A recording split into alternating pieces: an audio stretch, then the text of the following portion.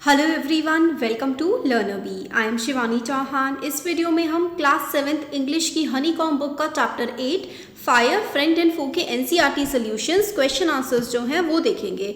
तो पहला क्वेश्चन है, make the correct answer in each of the following. इसमें से आपको करेक्ट आंसर चूज करना है। तो देखिए क्या है, early man was frightened of. जो अर्ली मैन था यानी कि आदि मानव जो थे वो किससे फ्राइटेंड थे। फ्राइटेंड जो शब्द है इसका मतलब होता है डरे हुए। तो पुराने जो मानव थे वो किस चीज़ से डरे हुए थे, तो वो फायर से डरते थे, आग से काफ़ी ज़्यादा डरते थे, क्योंकि उन्हें समझ नहीं आता था कि ये क्या करते हैं, तो जला देते हैं, इसलिए उससे डरते थे। Fire is energy. Fire energy होती है, is a result of a chemical reaction. Chemical reaction होती है, उसी से ही फायर बनती है। नेक्स्ट क्वेश्चन है, from the boxes given below choose the one with the correct order of the following sequence. तो देखिए करेक्ट ऑर्डर जो है वो हमारा 4 2 3 1 है। तो सबसे पहले क्या होता है, oxygen combines with carbon and hydrogen. तो कार्बन डाइऑक्साइड, हाइड्रोजन, ठीक है, ऑक्सीजन इन दोनों के साथ कंबाइन करती है। फिर उसके बाद एक केमिकल रिएक्शन होती है, ठीक है। तो ऑक्सीजन कंबाइन करती है कार्बन और हाइड्रोजन के साथ, फिर उसके बाद एक केमिकल रिएक्शन होती है, energy in the form of heat and light release होती है और वही फायर होती है। तो ऑक्सीजन कार्बन और हाइड्रोजन के साथ रिएक्ट करती है और एक केमिकल रिएक्शन होती है। उस केमिकल रिएक्शन में हीट, गर्मी निकलती है और लाइट जो है रोशनी होती है और वही फायर यानी कि आग होती है। नेक्स्ट देखते हैं, देखिए इन टेक्स्ट वाले जो क्वेश्चन है, क्वेश्चन नंबर 1 है, what do you understand by the flash of a fuel. Flash of a fuel, एकदम से भड़ करके जो फ्लैश निकलता है फ्यूल का, उससे आप लोग क्या समझते हो।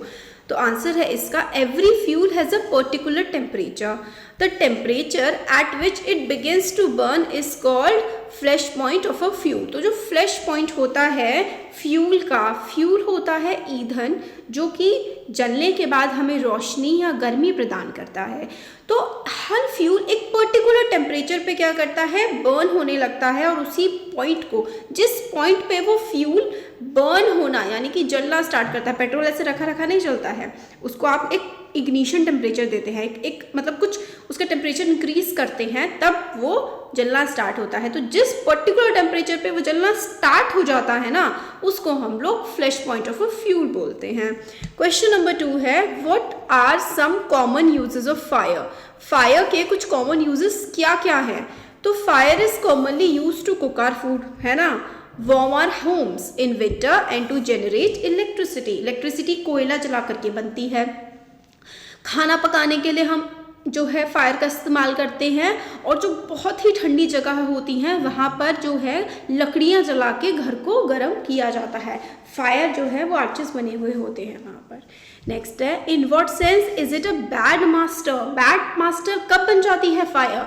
तो it is a bad master if it gets out of control, then it burns the things which is engulf. Engulf करने का मतलब होता है अपने अंदर ले लेना। तो बैड मास्टर, काफ़ी ज़्यादा खराब फायर कब हो जाती है, जब वो मतलब हमारे कंट्रोल से बाहर हो जाए, चीज़ों को जलाना स्टार्ट कर दे। क्वेश्चन 3 है, हमें मैच करना है कॉलम को। तो यहाँ पे देखिए आंसर ये रहा कि फ्यूल कौन कौन से होते हैं। तो देखिए फ्यूल होते हैं हमारे कोल, वुड और कुकिंग गैस। फ्यूल होते हैं जिससे हम लोग चीज़ों को पका सकते हैं। तो कोयले को जला सकते हैं, वुड को, लकड़ी को, और कुकिंग गैस यानी कि एलपीजी जो हमारा सिलेंडर होता है वो। ऑक्सीजन जो है वो हमें हवा से मिलती है। हीट हमें कैसे मिलती है, lighted match stick, burning coal, या फिर स्मोल्डरिंग पेपर। पेपर को जला करके या फिर कोयला जला करके या फिर तिल्ली, माचिस की तीली जला करके हम लोगों को आग मिलती है, हीट मिल जाती है। क्वेश्चन नंबर 4 देखिए, what are the 3 main ways in which fire can be controlled और पुट आउट। तो 3 कौन से तरीके हैं जिससे हम लोग फायर को कंट्रोल कर सकते हैं। तो इसका आंसर देखिए, 3 things are needed to make fire. 3 चीज़ों की जरूरत होती है आग जलाने के लिए। इन तीनों में से एक भी नहीं होगी ना तो आग नहीं जलेगी। वो 3 चीज़ें हैं, fuel, oxygen and heat. First, as 3 things are needed to start a fire, there are 3 main ways in which a fire can be put out। तो 3 चीज़ों की जरूरत होती है, इनमें तीनों में से कोई भी एक हटा दो तो आग बंद हो जाएगी। In each, one of the things needed for burning is taken away. For example, we take away the fuel. If the fire has no fuel to feed on, no burning can take place. Second way of putting out होता है हटा देना। Fire में से आप oxygen हटा दें तो भी वो बंद हो जाएगी। अगर फायर से आप लोग हीट सप्लाई को रिमूव कर दें तो भी उसका टेम्परेचर काफ़ी ज़्यादा ठंडा हो जाएगा, फ्लैश पॉइंट से वो फ्यूल नीचे आ जाएगा और वो फ्यूल जलना बंद हो जाएगा। इस आंसर को छोटा करके आप समझिए कैसे लिखा जा सकता है। There are 3 things that are required to heat something, ठीक है, या फिर to burn something. To burn something there are 3 things that are needed, oxygen, fuel and heat. तो ऑक्सीजन, फ्यूल, हीट, इन 3 चीज़ों की ज़रूरत होती है किसी भी चीज़ को जलाने के लिए। इन तीनों में से अगर आप कोई सा भी एक भी हटा देंगे ना तो आग नहीं लगेगी। आपने ऑक्सीजन हटा दिया तो भी आग नहीं लगेगी, आपने फ्यूल जो चीज़ जल रही है उसको हटा दिया तो भी आग नहीं लगेगी, या फिर आपने उस एरिया को ठंडा कर दिया, इग्निशन टेम्परेचर जो उसका फ्लैश पॉइंट है उससे नीचे ला दिया अगर फ्यूल के, तो भी आग बुझ जाएगी। ये है इसका आंसर। क्वेश्चन नंबर 5 है match the items in box A with those in box B. तो मैच द फॉलोइंग ही हमारे पास है। तो आंसर देखिए, हमने यहाँ पर लिखा हुआ है टू बर्न पेपर और a piece of wood we heat it before it catches fire. तो आपको अगर जलाना है तो उसको माचिस जला के जला दीजिए। Small fires can be put out, जो हल्की फुल्की सी फायर्स है उसको आप लोग कैसे पुट आउट कर सकते हैं, कैसे हटा सकते हैं, with a damp blanket. Damp blanket मतलब सूखा ब्लैंकेट जो है वो आप डाल दीजिए फायर, जहाँ पे छोटी मोटी फायर है तो वो बुझ जाती है। नेक्स्ट है when water is spread on fire. अगर पानी के ऊपर आग के ऊपर पानी डाला जाता है, it absorbs heat from the burning material and lowers the temperature. तो पानी क्यों डालते हैं, क्योंकि टेम्परेचर कम हो जाता है, फिर आग बुझ जाती है।